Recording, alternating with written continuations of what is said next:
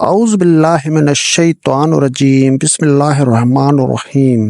ایک دفعہ ایک عورت سلطنت عثمانیہ کے سلطان عبدالحمید کے پاس مقدمہ لے کر حاضر ہوئی اور فرمایا، سلطان معظم، ہمارے گاؤں کے قاضی کے پاس میں ایک مقدمہ لے کر گئی تھی تاکہ قاضی صاحب انصاف پر مبنی فیصلہ کر کے مجھے انصاف دلائیں، لیکن بدقسمت سے جب میں قاضی صاحب کے پاس گئی تو اس وقت قاضی صاحب اکیلا موجود تھا۔ قاضی صاحب میرے حسن کو دیکھ کر پاگل ہو گیا اور اس نے مجھے بدکاری کی دعوت دی۔ میں ایک نیک اور پاک باز عورت ہوں اور میں نے قاضی صاحب کی دعوت کو ٹھکرا دیا۔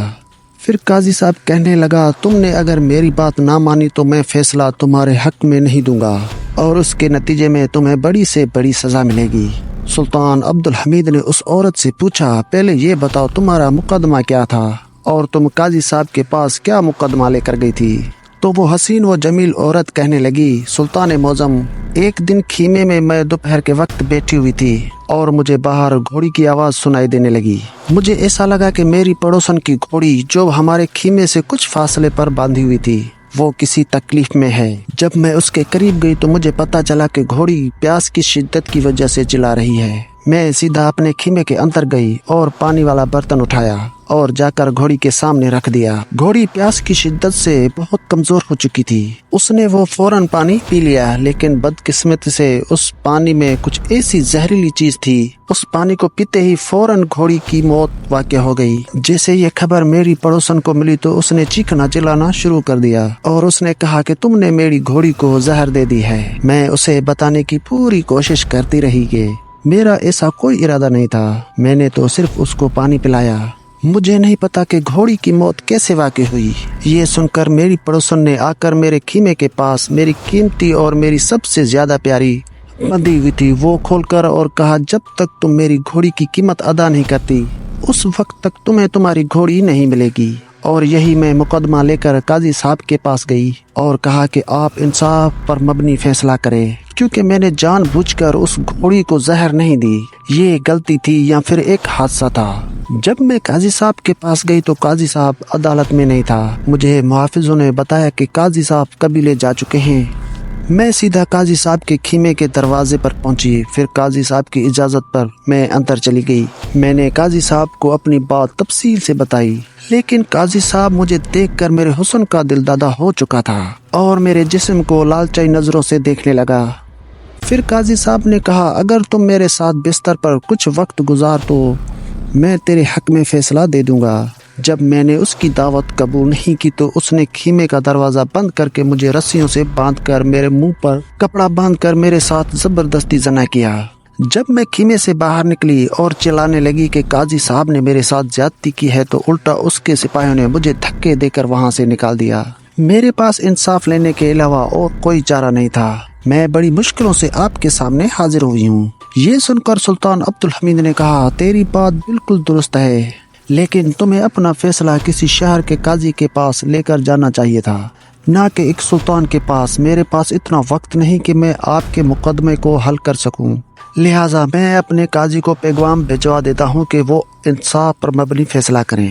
یہ سن کر وہ عورت گڑ گڑانے لگی اور کہا، قاضی صاحب کبھی چور چور کو پکڑتا ہے، کبھی مجرم مجرم کو پکڑتا ہے۔ یہ سن کر سلطان نے کہا کہ نہیں تو؟ پھر وہ عورت کہنے لگی، سلطان معظم، اب آپ ہی بتائیں کہ ایک قاضی دوسرے قاضی کی مخالفت میں کوئی فیصلہ دے گا اور دوسری طرف ایک عام عورت ہے۔ یہ سن کر سلطان معظم نے فرمایا، اگر ایسی بات ہے تو میں خود ہی تمہارا فیصلہ کر دیتا ہوں۔ سلطان عبدالحمید کے حکم پر قاضی صاحب کو بلایا گیا اور چند ہی لمحوں کے بعد قاضی صاحب سلطان کے سامنے حاضر ہو گیا۔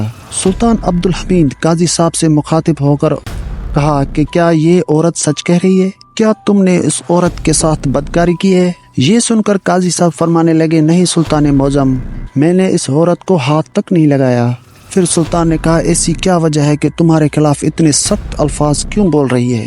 اس کے پیچھے حقیقت کیا ہے؟ جب سلطان عبدالحمید نے قاضی صاحب کی دلائل سنے تو اس نے کہا، سلطان معظم، یہ عورت میرے پاس مقدمہ لے کر آئی میں نے اس عورت کی بات پوری توجہ اور تفصیل سے سنی اور میں نے یہی فرمایا کہ میں دوسری طرف کے بھی دلائل سنوں گا اور گواہان کی گواہی کے بعد اس مقدمے کا فیصلہ ہوگا، اس لیے تم کل صبح میری عدالت میں حاضر ہو جانا۔ یہ سنتے ہی اس عورت کے تیور بدلنے لگے اور اس نے کہا تم نے اگر میرے حق میں فیصلہ نہ کیا تو میں تمہیں بدنام کر ڈالوں گی۔ حتیٰ کہ اپنے حق میں فیصلہ کروانے کے لیے اس نے مجھے اپنے جسم کی بھی پیشکش کی۔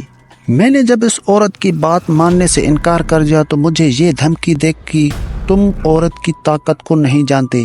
میں نے اس سے بار بار کہا کہ میں دونوں طرف کی دلائل سننے کے بعد انصاف پر مبنی فیصلہ کروں گا، لیکن یہ عورت جانتی تھی کہ یہ گنہگار ہے اور اس نے واقعی اپنی پڑوسن کی گھوڑی کو زہر دے کر مارا ہے، کیونکہ اس کی گھوڑی پڑوسن کی گھوڑوں سے کمزور اور کم خوبصورت تھی اور اسے ڈر تھا کہ فیصلہ اس کے خلاف آئے گا اور اس لیے یہ مجھے دھمکیاں دینے لگی۔ کیا میں نے اس کی بات نہیں مانی تو اس نے یہ مجھ پر گھنونا الزام لگا کر آپ کے پاس آ گئی۔ آپ چاہیں تو قبیلے والوں سے پوچھ لیں یا خیمے کے دروازے پر موجود محافظ اس سے معلوم کروا لیں۔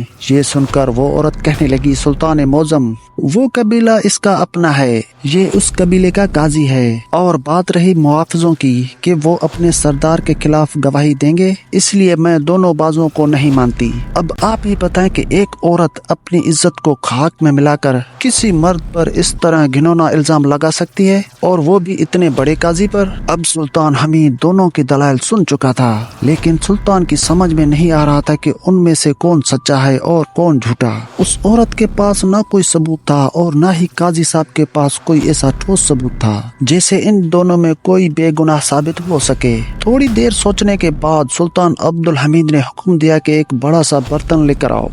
سلطان کے حکم پر ایک بڑا سا برتن حاضر ہو گیا۔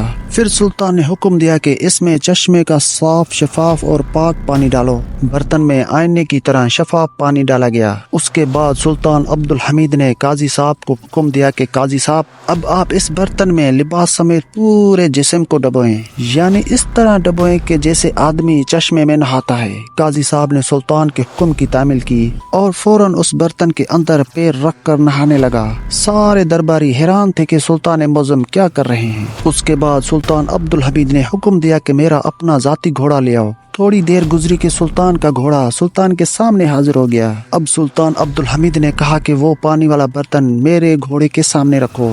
جیسے ہی وہ پانی کا برتن سلطان کے گھوڑے کے سامنے رکھا گیا تو گھوڑے نے فوراً پانی پینا شروع کر دیا۔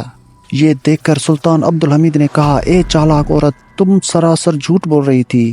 قاضی صاحب بالکل بے گناہ ہیں اور اس نے تمہیں ہاتھ تک بھی نہیں لگایا۔